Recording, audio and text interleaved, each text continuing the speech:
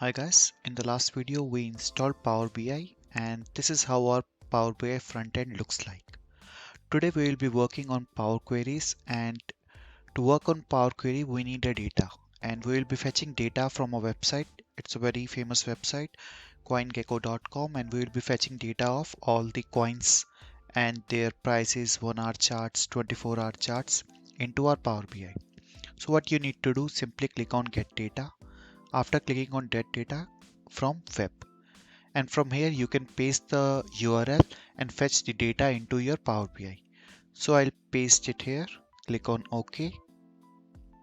As you can see that we have all the data from the website into our Power BI, and you just need to click on the table which you want to feed into Power BI. Most probably our data will be in the table 1. Let's have a check. Yes, the data looks like this, and this is what we need. Also, you can view the web option by clicking here, and you can see the website from where the data has been fetched.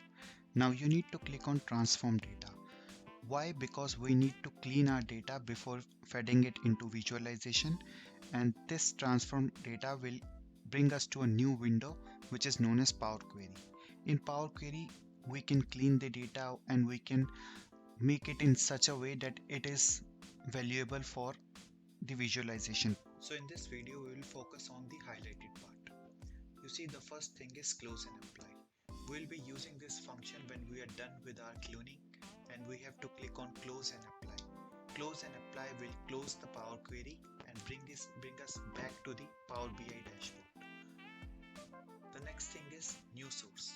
New source means if you need to add more dataset into your current dataset, you just need to click on any of the place from where you are fetching the data.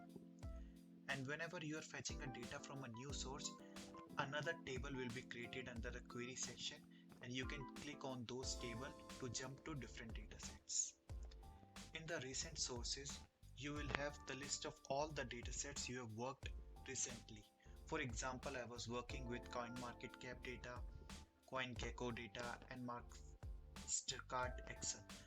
These three sheets shows in my recent sources.